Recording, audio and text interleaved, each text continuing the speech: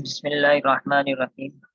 الحمد لله نحمده ونستعينه ونستغفره ونعوذ بالله من شرور أنفسنا ومن سيئات أعمالنا. من يهده الله فلا مضل له ومن يضلل فلا هادي له، ونشهد أن لا إله إلا الله وحده لا شريك له، ونشهد أن سيدنا ومولانا محمدا عبده ورسوله، وصلى الله تعالى على خير خلقه محمد وآله وأصحابه وبارك وسلم تسليما. أما بعد، یہ سیرت النبی صلی اللہ تعالیٰ علیہ وسلم کی چوتھی مجلس ہے۔ کل ہم نے یہ پڑھا تھا کہ آپ صلی اللہ تعالیٰ علیہ وسلم کی 11 بیویاں تھیں جن سے آپ کا تعلق ہوا اور جن سے رخصتی ہوئی۔ چند عورتیں ایسی بھی ہیں جن سے نکاح ہوا لیکن رخصتی یعنی تعلق نہیں ہو پایا۔ ان میں سے حضرت خدیجہ اور حضرت زینب بنت خزیمہ دونوں کا انتقال آپ صلی اللہ علیہ وسلم کے سامنے ہوا، اور باقی 9 کا انتقال بعد میں ہوا۔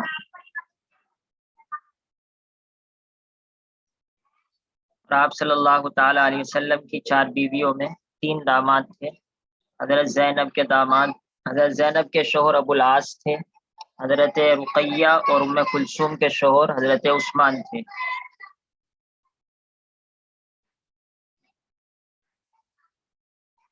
بیویوں کے نام یہ ہیں: حضرت خدیجہ، حضرت سعودہ، حضرت عائشہ جو حضرت ابو بکر صدیق کی بیٹی ہیں، حضرت حفصہ جو حضرت عمر کی بیٹی ہیں، حضرت زینب، حضرت ام حبیبہ جو ابو سفیان کی بیٹی ہیں، جو مکے کا بادشاہ تھے اور بعد میں انہوں نے اسلام قبول کر لیا تھا، ام سلمہ، حضرت زینب بنت جہش، یہ وہی ہیں جن کا نکاح آپ نے اپنے منہ بولے بیٹے زید سے کیا تھا، اور پھر اس کے بعد آپ صلی اللہ تعالیٰ علیہ وسلم کو حکم دیا گیا کہ اب زینب سے آپ نکاح کیجئے۔ حضرت صفیہ، یہ وہ ہے جو نسل کے اعتبار سے یہودی ہیں۔ حضرت جویریہ، یہ وہ ہیں جن کی وجہ سے پورا قبیلہ ان کا اسلام قبول لے آئے تھا۔ حضرت میمونہ، یہ وہ ہیں جو سب سے آخر میں آپ صلی اللہ تعالیٰ علیہ وسلم کے نکاح میں آئی ہیں۔ اس کے بعد یہ بیان کیا گیا تھا کہ آپ صلی اللہ تعالیٰ علیہ وسلم کو 11 بیویاں رکھنے کی کیوں اجازت دی گئی تھی۔ اس کا جواب ہم تفصیل سے پڑھ چکے ہیں۔ آج کا ہمارا سبق یہاں سے ہے۔ آپ صلی اللہ علیہ وسلم کے چچا اور پھوپھیاں، عبد المطلب جو آپ کے دادا ہیں، ان کے 10 بیٹے تھے: حارث، زبیر، حجل، درار، مقوم، ابو لہب، عباس، حمزہ، ابو طالب، عبداللہ، جن میں سے عبداللہ آپ صلی اللہ علیہ وسلم کے والد ماجد ہیں۔ باقی 9 آپ صلی اللہ تعالیٰ علیہ وسلم کے چچا ہیں۔ بہت سے لوگ ان کو نام یاد کرنے میں بہت زیادہ محنت کرتے ہیں، ان کو نام یاد کرنے کا کوئی فائدہ نہیں ہے۔ ان میں سے صرف 2 نے اسلام قبول کیا، حضرت عباس نے اور حضرت حمزہ نے، اور ایک آپ کے والد ہیں 3۔ بس ان 3 کا نام یاد ہو جائے کافی ہے۔ جب کافر ہیں تو آپ صلی اللہ علیہ وسلم کا چچا ہونا کوئی فائدہ نہیں دے گا ان لوگوں کو۔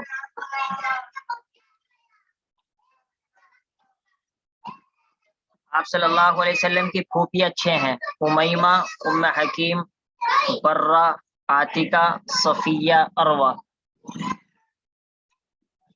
ان کے بارے میں کچھ معلوم نہیں ہے کہ ان کا اسلام قبول ہوا یا نہیں ہوا۔ بظاہر یہ سب پہلے ہی انتقال کر چکی ہے اسلام سے پہلے۔ آپ کی پہرے داری کرنے والے صحابہ: سعد بن معاذ رضی اللہ تعالیٰ عنہ، جنہوں نے غزوہ بدر میں آپ صلی اللہ علیہ وسلم کی نگہبانی کی، یعنی نگرانی، جو ساتھ باڈی گارڈ ہوتے ہیں۔ اور زکوان بن عبد قیس اور محمد بن مسلمہ انصاری نے غزوہ احد میں، زبیر رضی اللہ تعالیٰ عنہ نے غزوہ خندق میں، عباد بن بشیر نے اور سعد بن ابی وقاص رضی اللہ تعالیٰ عنہما اور ابو ایوب انصاری اور بلال رضی اللہ تعالیٰ عنہ نے وادی قرا میں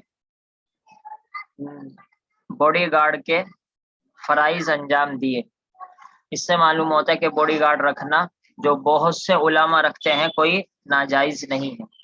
اور جب یہ آیت نازل ہوئی واللہ یعصمک من الناس، اللہ تعالیٰ آپ کی حفاظت فرمائیں گے، تو پھر آپ نے یہ باڈی گارڈ ہٹا دیے تھے۔ اب یہاں سے آپ صلی اللہ تعالیٰ علیہ وسلم کا نبی بننے سے پہلے کا واقعہ ہے۔ یاد رکھیں کہ سیرت کے اندر یہ باتیں بہت یاد رکھنی ضروری ہوتی ہے کہ کون سا واقعہ نبوت سے پہلے کا ہے اور کون سا بعد کا ہے، کیونکہ نبوت سے پہلے کے واقعے کو بطور اسلام کے پیش نہیں کیا جا سکتا کہ یہ اسلام کا مسئلہ ہے، کیونکہ نبی بننے سے پہلے تو نہ قرآن اللہ کی طرف سے آیا نہ اللہ کی طرف سے حدیث آئی، تو آپ اس کو بطور اتھارٹی کے اور حجت کے کیسے بیان کر سکتے ہیں؟ پڑھیں گے تو ہم، کیونکہ آپ صلی اللہ تعالیٰ علیہ وسلم کی زندگی ہے اور آپ صلی اللہ علیہ وسلم سے ہم کو محبت ہے، لیکن اس کو بطور استدلال کے حجت کے طور پر پیش کرنا یہ صحیح نہیں ہے، کیونکہ جب نبی نہیں بنے تو کیسے آپ اس سے اتھارٹی اور پروف اس سے لے سکتے ہیں؟ اور اسی طریقے سے جو واقعات کعبے کے اندر پیش آئے یعنی مکے کے اندر پیش آئے اور جو واقعات مدینے کے اندر پیش آئے، اس میں بھی آپ کو فرق کرنا ضروری ہے، کیونکہ مکے کے حالات کچھ اور تھے، اور آپ جانتے ہیں حالات کی وجہ سے مسائل بھی بدل جاتے ہیں، حالات کی وجہ سے اللہ کے احکام بھی بدل جاتے ہیں، اور مدینے کے حالات الگ تھے۔ تو یہ جب سیرت آپ پڑھیں تو 3 حصوں میں سیرت کو تقسیم کر لیا کریں، اور یہ ذہن میں رکھیں کہ واقعہ کس حصے سے متعلق ہے۔ نمبر 1 نبی بننے سے پہلے، نمبر 2 نبی بننے کے بعد مکے میں، نمبر 3 نبی بننے کے بعد مدینے میں۔ بنائے کعبہ یعنی بیت اللہ کو بنانا اور قریش کا آپ صلی اللہ علیہ وسلم کو باتفاق امین تسلیم کرنا۔ جب آپ صلی اللہ علیہ وسلم کی عمر شریف 35 سال ہوئی تو اس وقت قریش نے بیت اللہ کی اثر نو تعمیر کا ارادہ کیا۔ یہاں پر ایک بات اور یاد رکھیے، مکے کی جو زندگی ہے وہ ڈیٹیل کے ساتھ نہیں ملے گی آپ کو، چاہے کتنی بڑی بڑی کتابیں پڑھ لیجئے، مکے کی نبوت سے پہلے کی زندگی ڈیٹیل کے ساتھ نہیں مل سکتی۔ کیوں؟ اس لیے کہ ایک تو وہ نبی بننے سے پہلے کی زندگی ہے، اس میں اصل تو نبی بننے کے بعد آپ صلی اللہ علیہ وسلم کی ایک ایک چیز کو صحابہ نے دیکھا، اور نبی بننے سے پہلے کوئی صحابی ہی نہیں تھا، کون یاد رکھتا؟ کسی نے یاد ہی نہیں رکھا، کسی نے آپ صلی اللہ علیہ وسلم کی ایک ایک بات کو نوٹ نہیں کیا، ایک ایک واقعے کو نوٹ نہیں کیا۔ اس وجہ سے نبی بننے سے پہلے 40 سال سے پہلے کی زندگی کے واقعات آپ کو بہت کم دکھائی دیں گے، اور پھر اس کے بعد نبی بننے کے بعد 40 سال کے بعد واقعات کافی ملیں گے، کیونکہ آپ نبی بن چکے ہیں۔ اب صحابہ بہت زیادہ دھیان رکھتے ہیں کہ کون سی بات آپ کیسے کرتے ہیں، اس موقع پر آپ نے کیا کیا، اس موقع پر کیا کیا۔ پھر اس میں بھی آپ دونوں تقسیم کیجئے، نبی بننے کے بعد مکے سے پہلے کے واقعات بھی بہت تھوڑے ملیں گے، کیونکہ اس وقت نہ نماز فرض ہوئی، نماز بھی بالکل آخر میں فرض ہوئی، نہ روزہ نہ زکوٰۃ نہ حج، سب مدینے میں جا کر فرض ہوئی ہیں، سوائے نماز کے، نماز مکے ہی میں فرض ہو گئی تھی۔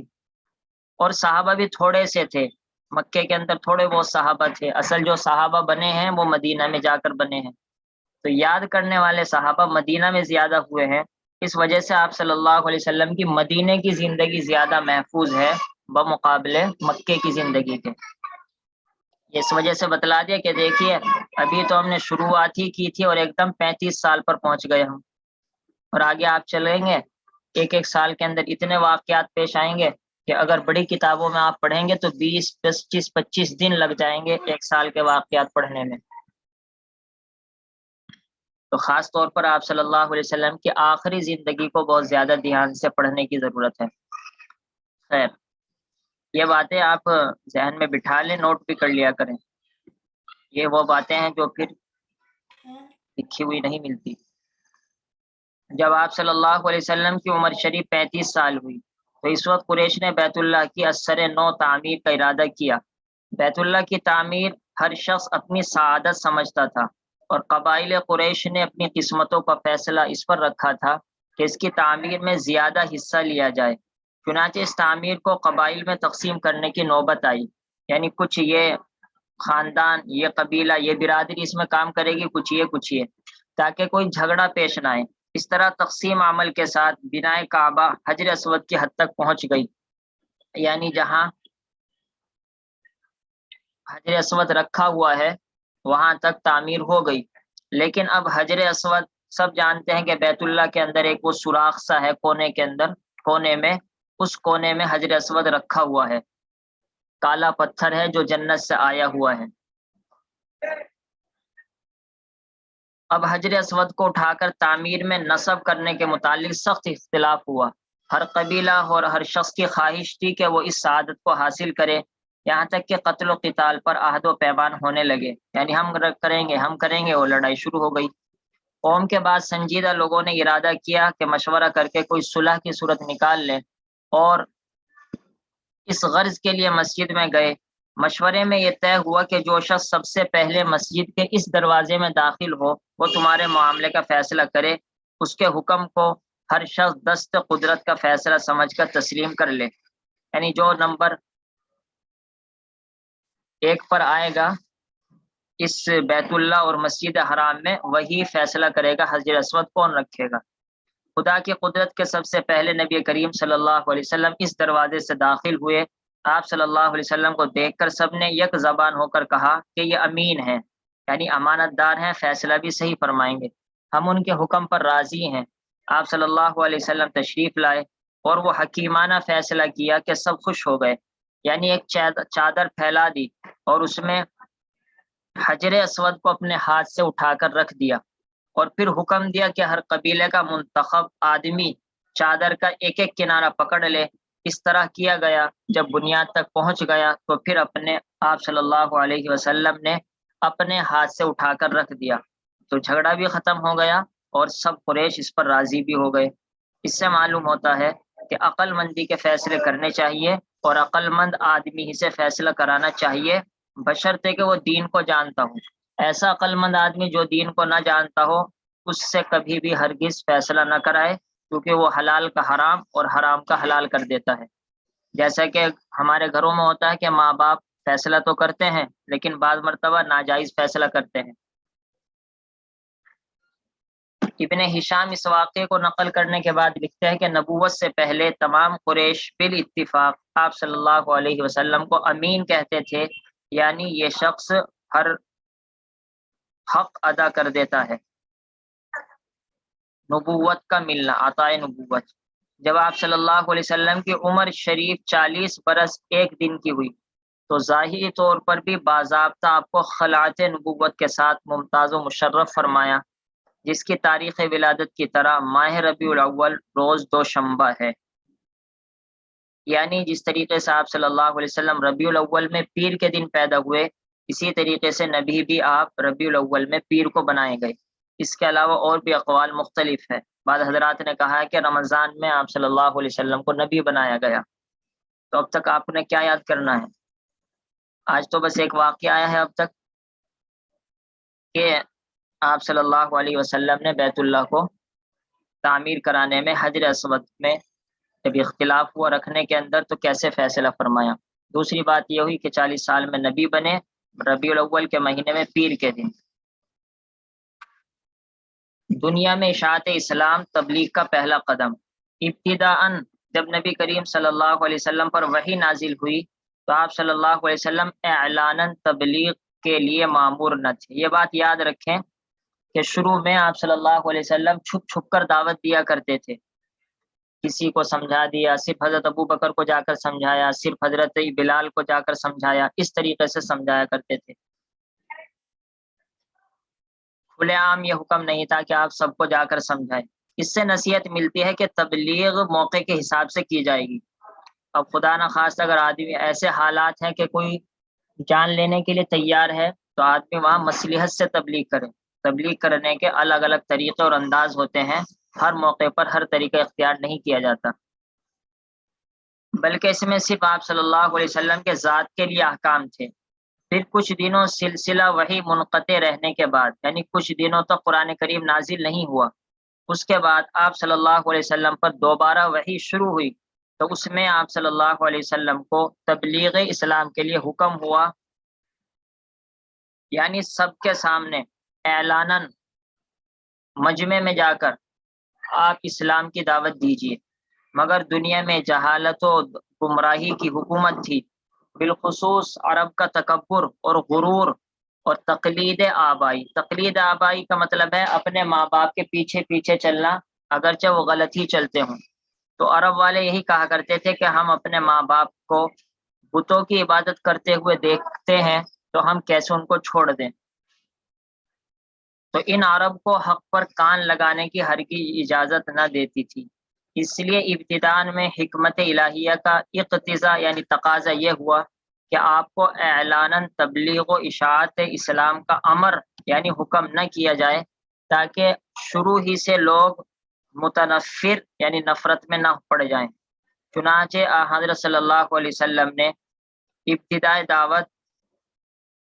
دعوت اسلام اپنی جان پہچان کے لوگوں میں اور ان شخصوں میں شروع کی جن پر آپ صلی اللہ علیہ وسلم کو اعتماد تھا یا آپ صلی اللہ علیہ وسلم فراست کے ذریعے ان کے اندر خیر و صلاح کے آثار دیکھتے تھے. اسی طریقے سے سب سے پہلے زوج مطہرہ حضرت خدیجہ رضی اللہ تعالی عنہ، حضرت ابو بکر صدیق رضی اللہ تعالی عنہ اور آپ کے چچا زاد بھائی حضرت علی یعنی ابو طالب کے بیٹے کرم اللہ وجہہ اور آپ صلی اللہ علیہ وسلم کے متبنہ زید بن حارثہ مشرف با اسلام ہوئے. ان میں سب سے پہلے کس نے اسلام قبول کیا؟ کہا جاتا ہے سب سے پہلے حضرت خدیجہ ہی نے اسلام قبول کیا ہے. مردوں میں حضرت ابو بکر صدیق نے اور عورتوں میں حضرت خدیجہ نے. اس سے معلوم ہوتا ہے کہ عورتیں زیادہ جلدی بات کو مان لیتی ہے، غلط بھی اور صحیح بھی. ابھی آپ کی ذمہ داری ہے کہ غلط مانے یا صحیح مانے. اور حضرت ابو بکر صدیق رضی اللہ تعالیٰ عنہ نبوت سے پہلے حضرت صلی اللہ علیہ وسلم کے دوست تھے اور آپ صلی اللہ علیہ وسلم کے صدق و دیانت و اخلاق سے خوب واقف تھے. جب آپ صلی اللہ علیہ وسلم نے ان کو رسالت الہیہ کی خبر دی تو فوراً آپ نے تصدیق کی اور کلمہ پڑھ کر مسلمان ہو گئے. ابو بکر صدیق رضی اللہ تعالیٰ عنہ اپنی قوم کے مسلم یعنی مانی ہوئی شخصیت اور بزرگ تھے. تمام معاملات میں لوگ ان پر اعتماد کرتے تھے. اسلام میں داخل ہونے کے بعد آپ نے بھی ان لوگوں کو دعوت اسلام دینی شروع کی جن میں کچھ صلاح و خیر کے آثار دیکھے. چنانچہ حضرت عثمان رضی اللہ تعالی عنہ کو، عبد الرحمن ابن عوف کو، سعد ابن ابی وقاص کو، زبیر ابن العوام کو اور طلحہ ابن عبید اللہ عنہم کو رضی اللہ تعالی عنہم نے ان کی یعنی حضرت ابو بکر کی دعوت اسلام ہی سے اسلام قبول کیا ہے. اور آپ یعنی حضرت ابو بکر صدیق ان سب کو حضرت صلی اللہ علیہ وسلم کی خدمت میں لے گئے اور سب کے سب مسلمان ہو گئے. ان کے بعد ابو عبیدہ ابن جراح، عبیدہ ابن الحارث ابن عبد المطلب، سعید ابن زید عدوی، ابو سلمہ مخزومی، خالد ابن سعید ابن العاص، عثمان ابن مظعون رضی اللہ تعالی عنہم اور ان کے دونوں بھائی قدامہ رضی اللہ عنہ اور عبید اللہ رضی اللہ عنہ اور ارقم ابن ارقم رضی اللہ تعالی عنہ اجمعین مشرف با اسلام ہوئے. یہ سب کے سب قریش میں سے تھے، یعنی قریش جو خاندان تھا آپ صلی اللہ علیہ وسلم کا ان میں سے تھے. اور غیر قریش میں سے صہیب رومی، عمار بن یاسر، ابو ذر غفاری، عبداللہ ابن مسعود رضی اللہ تعالیٰ عنہ اسلام میں داخل ہوئے. ان کو بہت اچھی طریقے سے یاد رکھنا چاہیے اور بہت ادب کے ساتھ ان کا نام پڑھنا چاہیے کیونکہ یہی وہ شخصیات ہے جن سے اسلام پیدا ہوا ہے اور پلا ہے اور بڑھا ہے. اس وقت تک یہ دعوت اسلام محض خفیہ جاری تھی. عبادات اور اعمال شرعیہ بھی چھپ چھپ کر ادا کیے جاتے تھے، یہاں تک کہ بیٹا باپ سے اور باپ بیٹے سے چھپ کر نماز پڑھتا تھا. جب مسلمانوں کی تعداد 30 سے بڑھ گئی تو حضرت صلی اللہ علیہ وسلم نے ان کے لیے ایک وسیع گھر مقرر کر دیا جس میں وہ سب جمع ہو جایا کرتے تھے اور آپ صلی اللہ علیہ وسلم کو تعلیم فرماتے تھے. اس سے معلوم ہوتا ہے کہ آدمی اپنے محلے میں اس طریقے سے کام کر سکتا ہے کہ محلے کے عورت ہے تو عورتوں کو، مرد ہے تو مردوں کو مسجد میں جمع کر کے ان کو اسلام پہنچائے، بشرطے کہ وہ خود جانتا ہو، پہلے اس نے کسی سے پڑھ رکھا ہو تبھی تو وہ آگے پہنچائے گا، ورنہ ہر شخص کو اجازت نہیں ہوگی اس طریقے سے دین سکھانے کی. وہ دین کے بجائے اپنی باتیں سکھاتا ہے. پھر اس طریقے کی دعوت اسلام 3 سال تک جاری رہی۔ اچھا ایک بات آپ کو میں بتلا دوں، ہر آدمی کی خواہش یہ ہے کہ ہمارے بیان بہت لوگ سنیں اور ہماری باتیں بہت لوگوں تک پہنچ جائیں۔ یہ اصل میں شیطانی فتنہ ہے، یہ کوئی اچھی بات نہیں ہوتی۔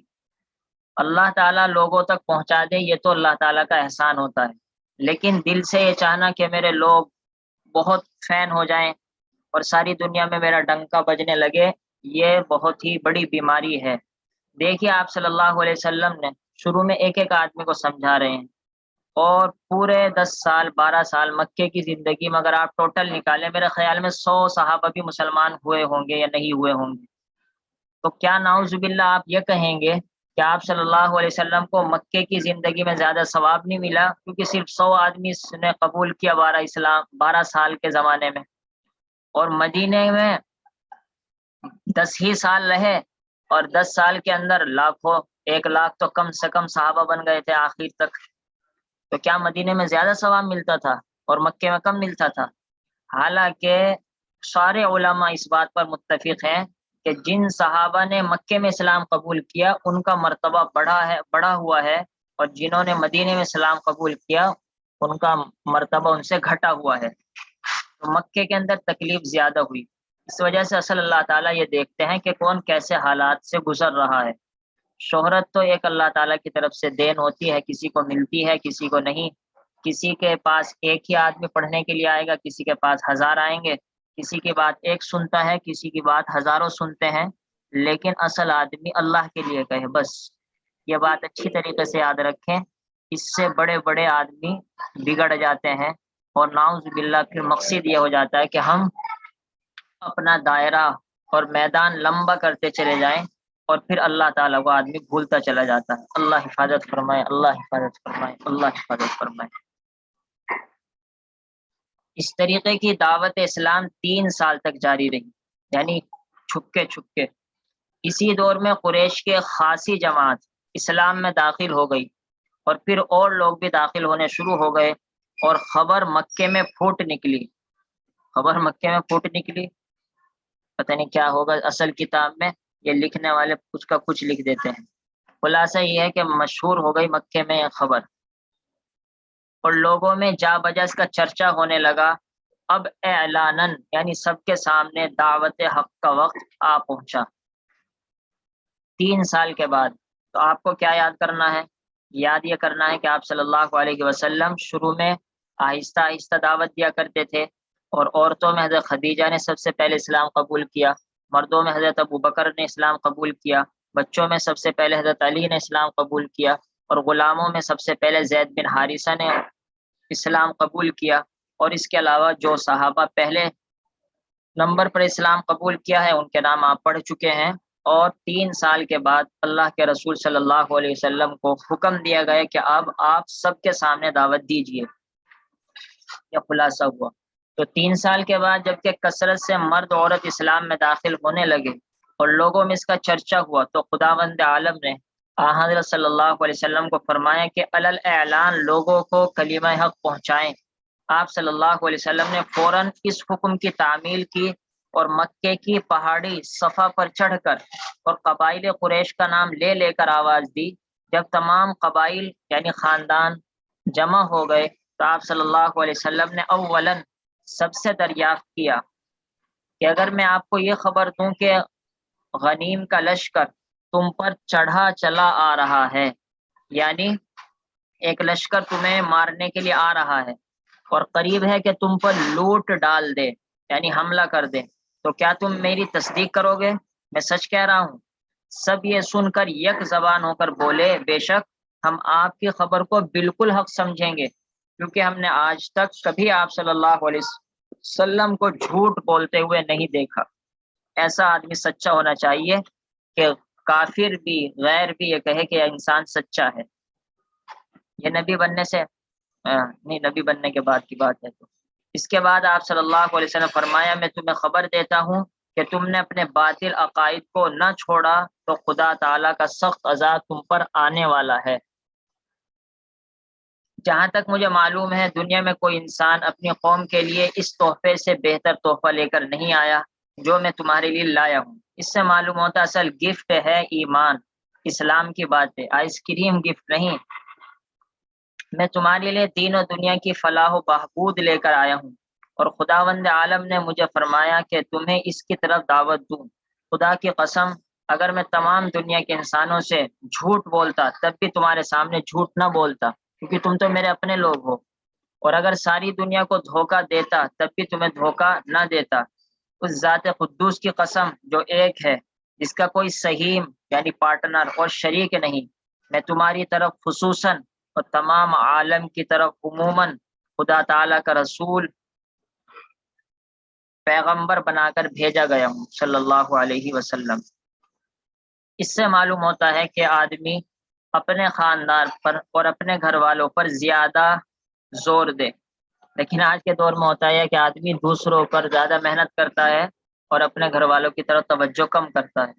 اور کبھی کبھی اصل میں ایسا بھی ہوتا ہے کہ گھر والے سنتے نہیں، باہر والے مان لیتے ہیں بہت سے۔ تمام عرب کی مخالفت و عداوت اور آپ کی استقامت، یہ دعوت و تبلیغ کا سلسلہ اسی طرح جاری رہا۔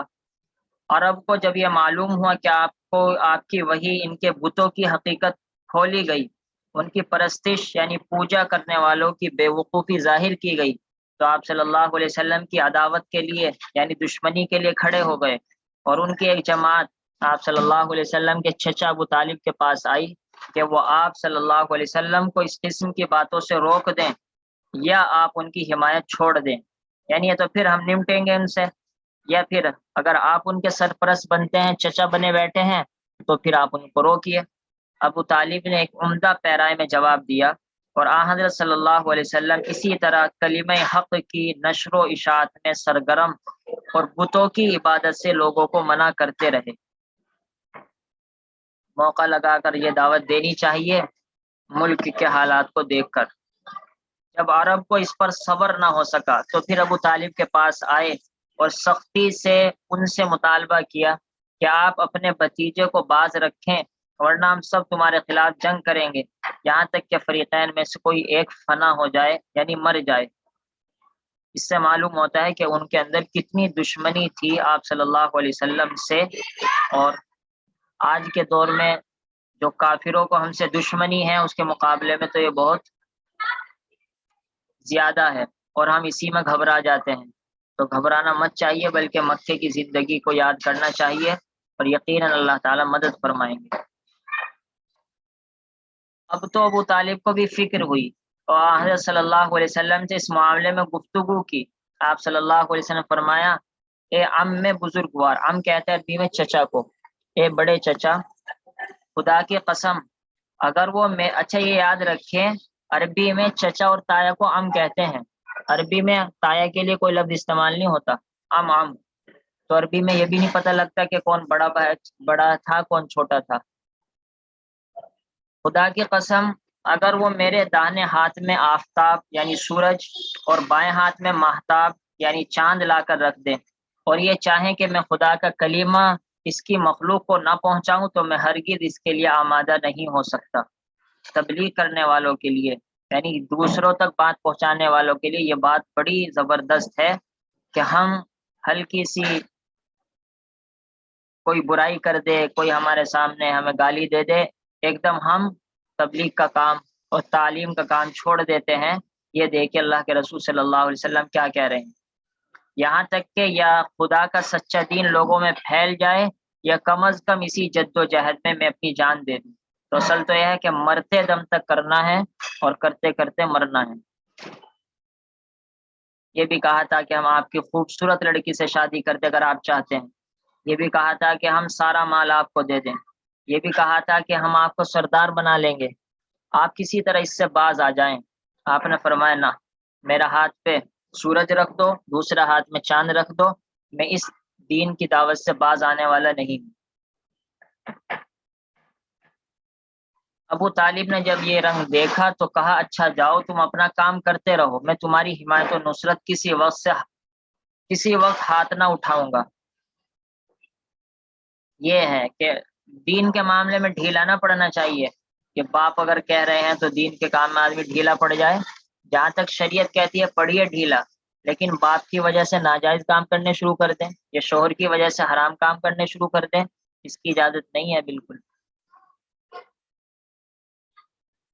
جب قریش نے دیکھا کہ بنی ہاشم اور بنی عبد المطلب آپ صلی اللہ علیہ وسلم کے ساتھ ہیں اور ادھر موسم حج قریب ہے، یہ آپ جانتے ہیں کہ حج کوئی اسلام کے زمانے سے شروع نہیں ہوا، حج تو پہلے سے چلتا آ رہا ہے، حضرت ابراہیم علیہ السلام کے زمانے سے تو کافر بھی حج کیا کرتے تھے، اور جب آپ صلی اللہ علیہ وسلم نبی بھی نہیں بنے تھے جب بھی حج ہوا کرتا تھا، وہ بات الگ ہے، الٹا سیدھا ہوتا تھا۔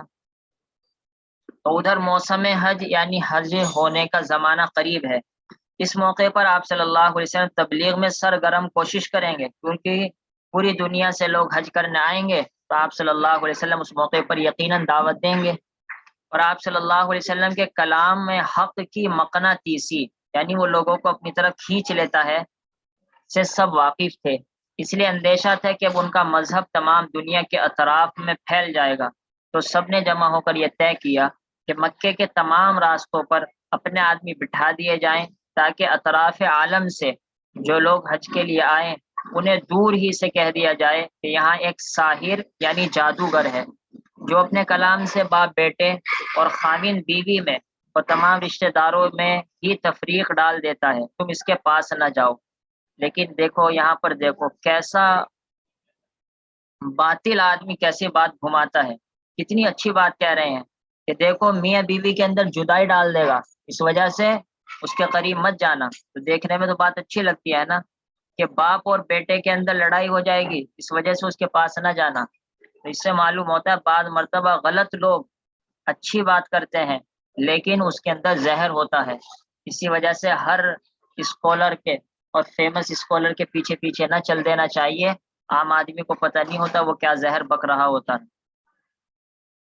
لیکن خدا کی قدرت ان کا یہ طرز عمل حضرت صلی اللہ علیہ وسلم کی تبلیغ کا کام کر گیا، اگر وہ ایسا نہ کرتے تو ممکن تھا کہ بہت سے لوگ آپ صلی اللہ علیہ وسلم کا ذکر نہ سنتے، لیکن ان کی اس جد و جہد نے سب کو آپ صلی اللہ علیہ وسلم کا مشتاق بنا دیا، یعنی الٹا اثر ہوا، سب لوگوں نے سوچا اچھا ایسا جادوگر ہے چلو بھائی دیکھ کر آتے ہیں، اچھا ایسا آدمی ہے میاں بیوی کو الگ کر دیتا ہے چلو بھائی دیکھ کر آتے ہیں، تو اس طریقے سے سب آپ صلی اللہ علیہ وسلم کے پاس آپ کی باتیں سننے کے لیے تشریف لائے۔ جب قریش اپنی تدبیروں میں ناکام رہے اور دیکھا کہ روز آپ صلی اللہ علیہ وسلم کی دعوت عام ہوتی جاتی ہے اور لوگ کثرت سے اسلام میں داخل ہو رہے ہیں، تو اب ہر قسم کی ایذا یعنی تکلیف کی رسائی شروع کر دی۔ مکے کے چند اوباش یعنی بدماش لوگوں کو جمع کر کے اس پر آمادہ کیا گیا کہ وہ آپ صلی اللہ علیہ وسلم کا ہر مجلس میں استہزاء اور جس صورت سے ممکن ہو آپ صلی اللہ علیہ وسلم کو تکلیف پہنچائیں۔ اب یہ چند واقعات پیش کیے جائیں گے جس میں آپ صلی اللہ علیہ وسلم پر سخت سے سخت حالات گزرے ہیں، اس میں بس ہم کو یہ سبق ملتا ہے کہ دیکھیے نبی پر کیسے کیسے حالات آ رہے ہیں، تو اگر ہمیں دین پر عمل کرنے میں، داڑھی رکھنے میں، پردہ کرنے میں، نماز پڑھنے میں یا دین کی تعلیم حاصل کرنے میں کچھ پریشانی پیش آئے تو مسکراتے ہوئے اس کو جھیل جائیں، اس لیے کہ مبارک ہو کہ آپ صلی اللہ علیہ وسلم سے آپ کا رشتہ جڑ چکا ہے، کہ جس طریقے سے نبی نے تکلیف پہنچائی اس طریقے سے آپ تکلیف اٹھا رہے ہیں یا اٹھا رہی ہیں۔ اور بدبختی اور بدقسمتی ان لوگوں کی ہے جو اس کام میں رکاوٹ بن رہے ہیں، یعنی جو کام آپ صلی اللہ علیہ وسلم کے زمانے میں کافروں نے کیا دین میں رکاوٹ ڈالنے کا، وہی کام آج مسلمان کرتے ہیں، اور بڑے افسوس سے کہنا پڑتا ہے بعض مرتبہ گھر والے کرتے ہیں کہ گھر کا کوئی فرد اگر اسلام پر چلنا چاہتا ہے اس کے لیے رکاوٹیں پیدا کی جاتی ہیں، تو اللہ تعالیٰ ان لوگوں کو ہدایت نصیب فرمائے اور ہمیں پورے طور پر دین کی خدمت کرنے کی توفیق عطا فرمائے۔ سبحان اللہ و بحمدہ، سبحانک اللہم و بحمدک، نشہد ان لا الہ الا انت، نستغفرک و نتوب الیک، سبحان ربک رب العزۃ عما یصفون، وسلام علی المرسلین والحمد للہ رب العالمین، وصلی اللہ تعالی علی خیر خلقہ محمد وآلہ واصحابہ اجمعین برحمتک یا ارحم الراحمین۔ السلام علیکم ورحمۃ اللہ۔